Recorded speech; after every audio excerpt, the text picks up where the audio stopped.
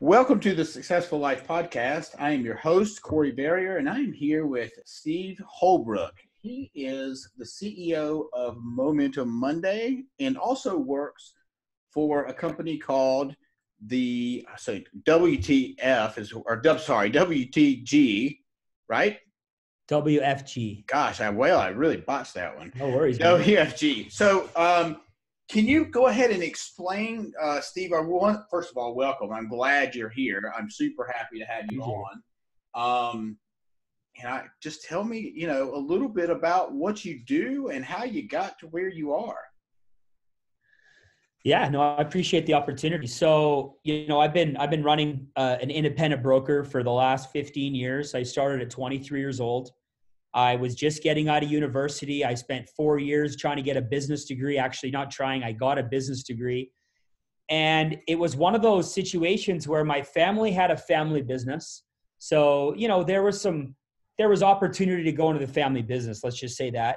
And I also had worked at a restaurant for about 9 years already at 23. And I moved my way up to the top and I had an opportunity to kind of climb the ladder in that area. So I immediately turned down the opportunity to be an employee for the rest of my life. So I told the restaurant, I was good to go.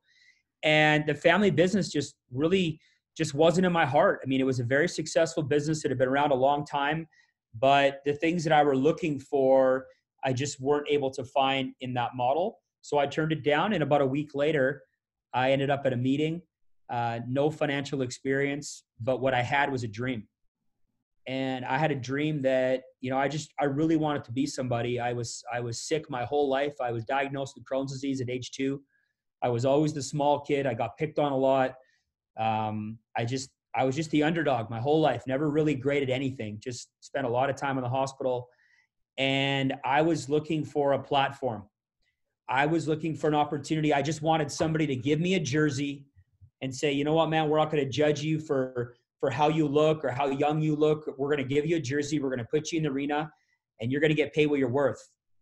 And we're going to pay you exactly what you deserve to get paid. And I thought, man, finally God delivered exactly what I need. And it just so happened it was in the financial services industry, which happens to be one of the highest paying, in my opinion, one of the most noble industries. And I thought, man, if I'm going to build my empire, why not build an empire teaching middle-class Americans or Canadians how to make and save money? And if I'm going to get wealthy doing something, it might as well be in delivering financial education to the middle market. And I just found that cause super noble, hopped on board. 15 years later, I met my wife in the company. All the men at my wedding party are full-time. They all make over 6 figures. My only sister, my baby sister, and her husband are full-time in the company, soon to be CEO, soon to be over $500,000 a year of income. My wife's family's in the business, and now we got offices all over Canada, coast to coast. And my fifth year, I spent the whole year in the hospital. I had done well my first year, second year grew, third year grew, fourth year was on fire, one of the rising stars of the company. But you know what? I had a message that needed to be delivered to me. And unfortunately for me, January 6th, I lost my rectum. I lost half my colon. And the surgery that I had been trying to avoid my whole life, I had to do or I wasn't going to make it. And, I battled that whole year. I was in and out of the hospital for almost 11 months. I lost 8 feet of intestine, no rectum, no colon, irreversible surgery. And, there's just some nights where I wasn't sure if I was going to make it, lost 70 pounds. And, but, God had a plan for me and made it through. And I made some big commitments coming out of that year. And that was 10 years ago now. And, we've learned a lot through that experience, which you can imagine. So, it's interesting. I've never heard anybody say it the way you started out, and you just have to excuse me, like the way you described your childhood is exactly how I always felt. Excluding the Crohn's disease, of course. Mm-hmm. But it's so it really touched my heart. So go back a little bit. when you say 8 feet of intestines, help me understand like what that. I don't know how much. I don't know how many feet of intestines we have. Yeah. So what does that look like? I was like, what? How compare? Do a comparison for me. Yeah. So I don't know the exact size. So there'll be somebody listening that'll know better. But you got about 20 feet of small bowel. Okay. About 6. So the small bowel is basically from, I believe that's from your colon up. So you have your rectum. Your rectum connects to your colon, which is the large bowel, the large intestine. Your colon is a larger part of your bowel. It's what forms the feces. It's what extracts all the water. When you're sick, it acts like a sponge. It releases water into your body. It regulates your hydration. You also absorb a lot of your B vitamins where your colon and your small intestine connect. It's called the terminal ileum. So for me, my first surgery, I had my disease was primarily in my rectum and my lower bowel. So they cut out my rectum and they left me with half my colon just to start. I begged them to leave half my colon because the lifestyle with your colon is a lot different than without, I was told, in terms of how active your bowel is through a bag. So they left half of it. And, I got healthy for about a month and then I got sicker than before. So they ended up taking my entire large intestine out, which was about 6.5 feet, right, long. And then they took out about 1.5 feet of my small bowel. And then with that came the appendix and terminal ileum, all that stuff. So then they had to take my small intestine and reconnect it through my stomach. So I have my intestines sitting on the surface of my skin and it's permanent. It can't be reversed. It is what it is. So So how does that affect your day to day? I'm just trying. I don't know that I've ever heard anybody talk about this. So I'm just trying to understand how is your day different? I mean, it's got to be. I don't know. How is it different than my day? It's a good question. So yeah, so for me, I can't control when I go to the bathroom. It's, if I stop eating by 6 or 7 o'clock at night, I might only get up 2-3 times, maybe 2-3 times a night on a good night. On a bad night, I'm up 10 times a night. Gosh. Emptying it. So it's kind of like, you know what it is? It's kind of like having a newborn baby. When that newborn baby cries, you have to attend to it. Right. Doesn't matter how late you've been out. It doesn't matter how you feel. Nothing. There's no such thing as sleeping in. It's just when it goes off, it goes off. So basically, I probably spend 20 to 30 minutes every day on care for it. Cleaning the skin, applying a new device every day. It's still challenging. It sits right at your belt line. The skin is constantly infected, constantly weeping, constantly have open sores underneath the flange, the sticky part. It's a challenge every day. It's I still haven't really gotten used to it. But the alternative wasn't pretty, so we had to do it. But so it's just maintenance. It's just something I have to do. Yeah. Wow. I cannot even imagine. Mm-hmm. Wow. Okay, so wow, that is unreal. I guess it's not unreal. I guess it's very real for you. Okay, so let's talk about business. Yeah. Let's talk about how you said a family-owned business. What kind of family-owned business were you thinking of that you may or may not go into? Yeah. So my grandfather came over from Slovenia in, I think, 1953 and started a masonry company. So my family does commercial, and he basically turned that into a massive commercial masonry company that my parents then took over in the 90s. They build schools and hospitals and high rises and, most of the downtown footprint, at least a bunch of it, and the hospitals and schools in this city have had their thumbprint on it. A lot of if there's a large residential home, $10-15 million home with masonry on it, they might have had their hand in that. They did beautiful fireplaces. So the opportunity now with a business degree coming out of university to step into that, I'm the oldest son, third generation, would have been a great opportunity to get into it at that time. But, Just wasn't in my heart. I knew that the person that I needed to become to live the life that I wanted, okay, I knew that I needed to become a certain kind of person to get the dream that I wanted. And I felt like in that environment, I wasn't going to get the growth that I needed to fulfill my destiny. It had nothing to do with bricks, mortar, masonry. That's an honorable profession. Sure. But I just had this vision of the person that I needed to become before the day I closed my eyes for the last time. And that just wasn't my path.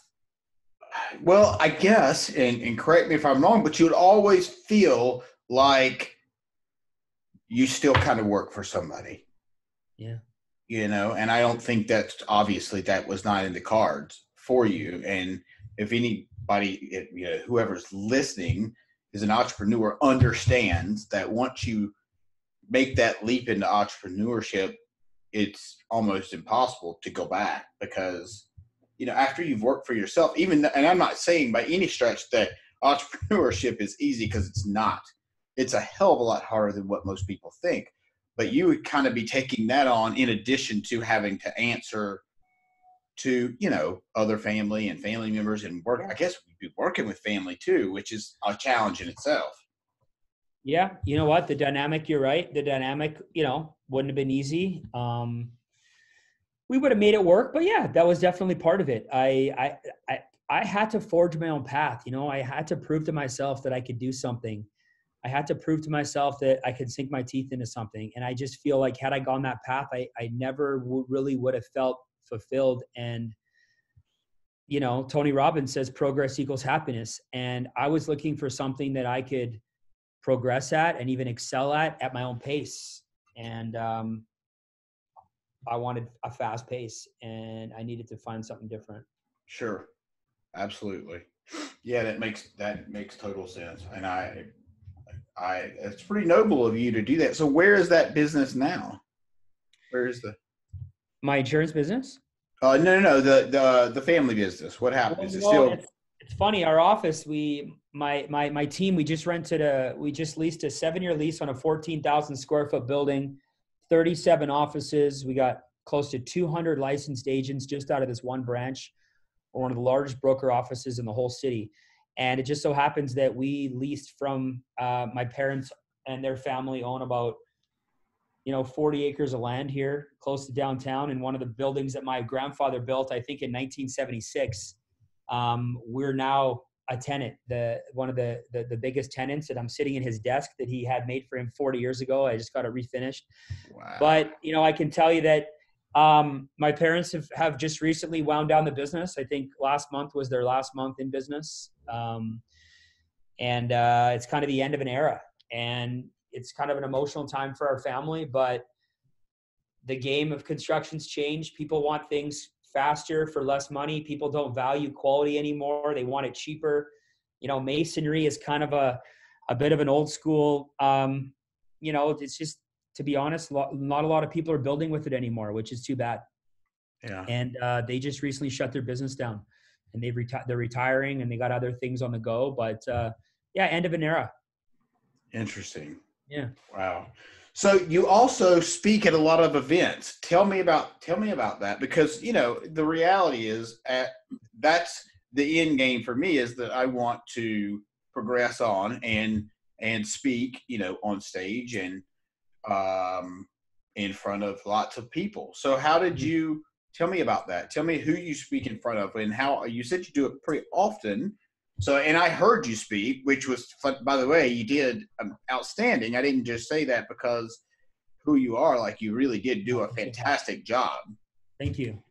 I learned how to speak basically opportunities through our company. So, I'm always a big fan of whatever I'm doing. I need to be able the ability to build a team. So if I'm going to spend time at church, I want to be on a good team. I don't want to have the ability to build a team. It's just like building a hockey team.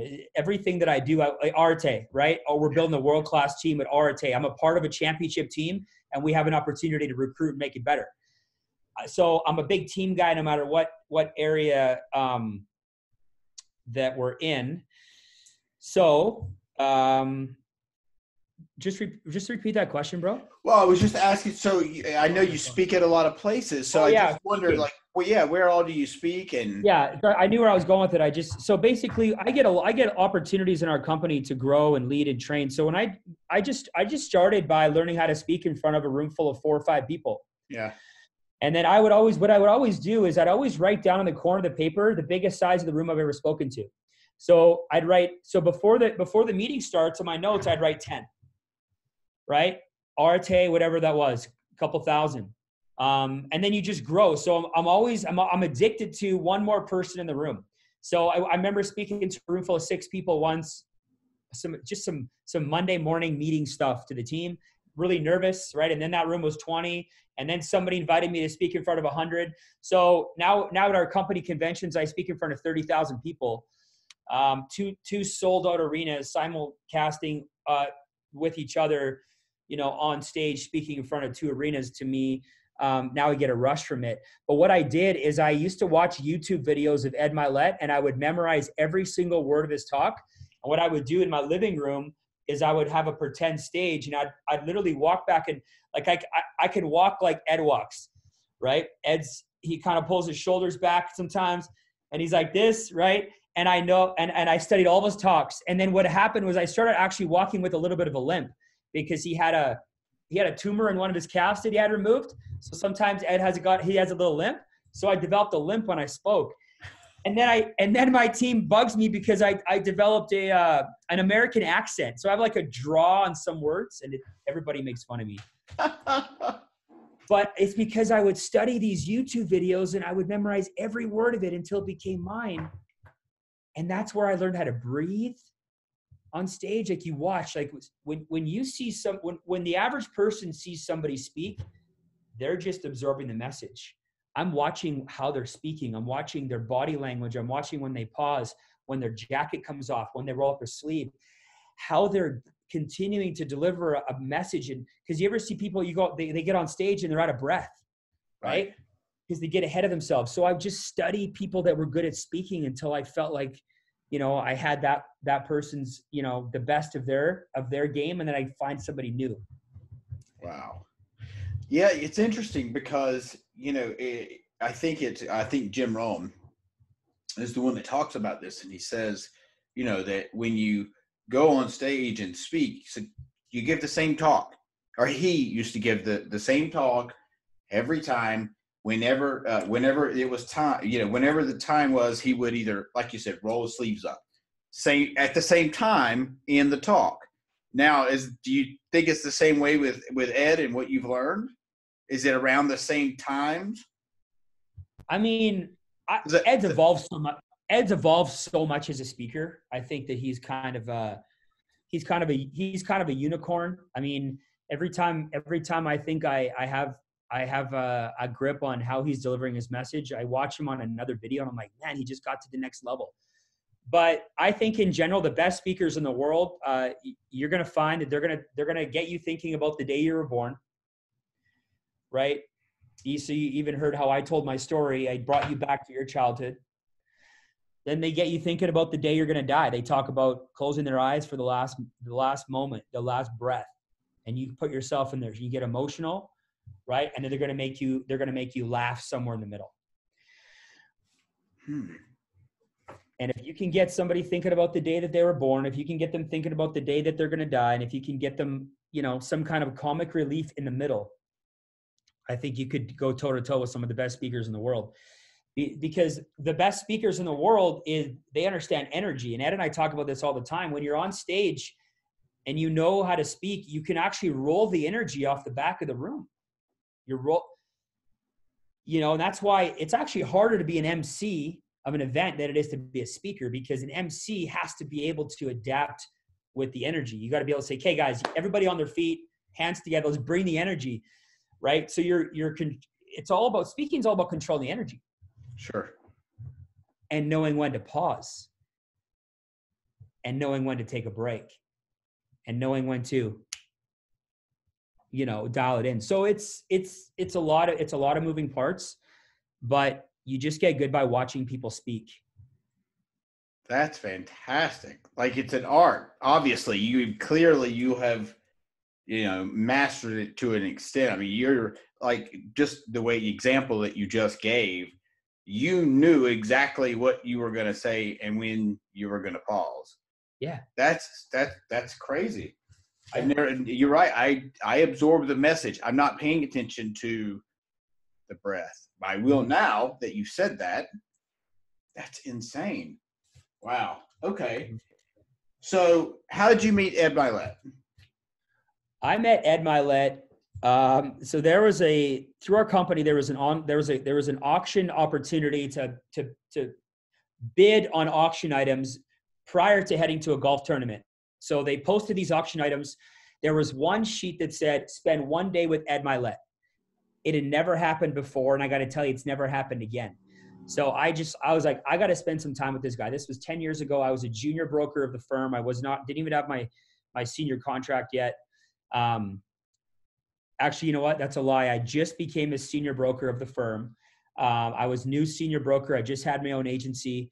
Still wasn't making a ton of money yet. And I went and extended my credit card limit, and I bid $12,000. I found out US, which is like a gazillion Canadian. So it was like actually like 15 or 16 grand Canadian. So I basically maxed out my visa, only to find out when I got down to the golf tournament, the second highest bid was 7,000. So I overpaid. All my buddies made fun of me. I got ripped so hard from people inside the company. Turns out it was the best 15. I would have spent 100 grand for that meeting. Ed picked me up in his company issue Benz. He drove me to the Staples Center. We sat courtside to watch LeBron James play the Lakers, I believe it was. Well, obviously the Lakers. I think it was LeBron James. I can't remember exactly. We sat next to Billy Crystal, and that one day turned into 2 days at his Lake Arrowhead place. And he told me he was going to mentor me the way his mentor mentored him. And you know what? It's been a special relationship ever since. That's crazy. That is absolutely wild. Mm-hmm. That's such a good story. You know what's crazy? 2005, I heard him speak on stage. He closed our convention. He said, if you want big results in your life, you got to make some big decisions. And I went back to my room that night and I wrote down, my big decision is to make Ed Milet my mentor. And there was 8,000 people in that arena. And I'm the only person that I know of, and there probably might have been a couple more, but the only person that I know of that got to that level. And I just made that decision that I was going to make it happen, and I made it happen. Yeah, the universe, God, whatever you want to call it, lined up. And, when you put out stuff in the universe, good or bad, it will manifest is a little bit, I don't know if I don't really care for that word as much, but it's true. If you speak whatever it is into the universe, great example. I had a conversation with my brother today. He called and said, hey, he said, he sent me a picture. He said, this is either your nephew or your niece. And he said, I need you to call me. And I said, okay. Huh. So I called him and he said, it's odd that he asked me to call him. And so I said, well, hey, what's going on? He said, well, I just need to give you a heads up. And my heart kind of sank. And he said they've detected Down syndrome in the child. He said it's missing something, a nose plate or nose bone. I can't. He didn't really remember what it was. He said, so it's a very small chance. He said, but the doctors have to warn us. And at that moment, I said to him, I said, Josh, now he's a minister. He's actually younger than me, pretty young to be a minister. But anyway, I said, Josh, let me explain something to you. I said, if you and your wife think that child is going to have Down syndrome, that's exactly what's going to happen. If you think that the child is going to come out healthy, that's exactly what's going to happen. I said, but you have to, with your heart and mind, believe that the baby's going to be healthy. And or you can go the opposite way. I said, but whichever way you decide, with your heart and mind is the way it's going to turn out. And I believe that. I wholeheartedly believe that. 100%. That's so true. Yeah. Yeah. And how many examples do we each have in our life of that being true, good or bad, right? Oh, I mean, we could probably talk for 3 hours You know, the list goes on and on and on. So,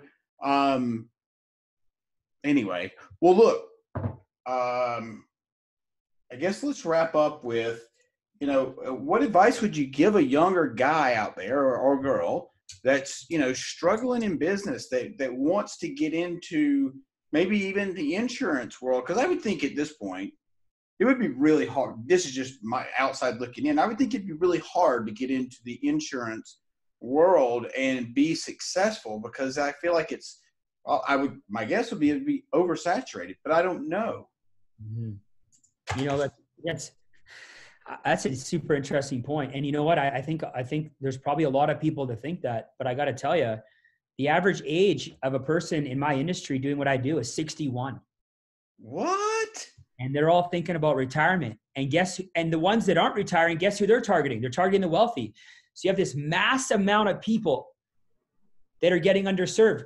All you got to ask yourself is this: what's the state of the financial what's the state of finances in American and Canadian households right now? Like, are people saving a ton of money? No. Is there a ton of debt? Yeah, there's a ton of debt. So something's not working.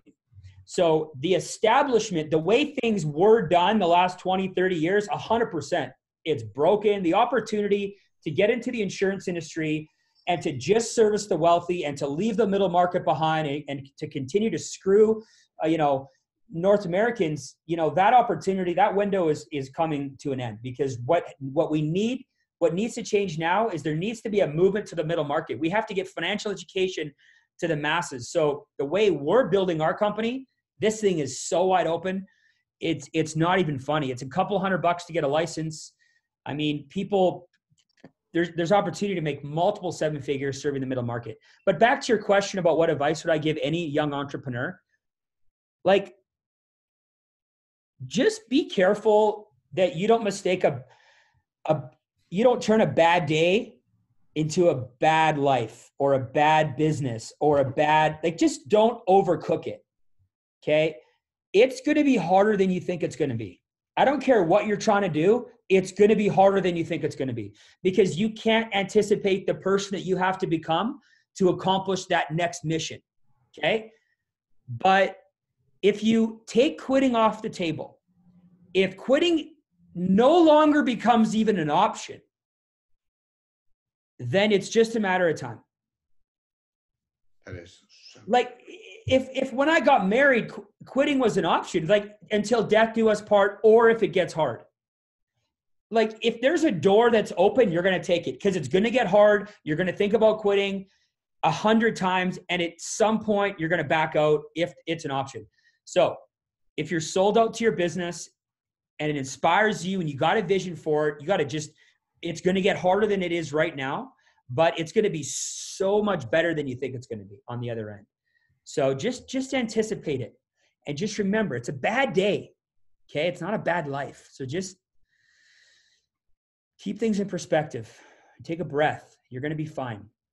How quickly it's insane. I think about the bad decisions that I've made over my life. And if I would have dwelled on that bad decision and not moved forward, I who knows where I'd be. Maybe I wouldn't be sitting here. I don't know. Mm-hmm. But you're right. You're absolutely right. It's such a great piece of advice. Yeah. All right, my man. Look, I loved this conversation, Steve. Thank you so much, dude. Your story at the beginning really tore me up. So thank you. I really appreciate you. Didn't see that coming. Yeah, absolutely. Opportunity, brother. We'll connect again. Absolutely. Thank you, sir. I'll talk to you soon. Guys. All right, later. Talk to you.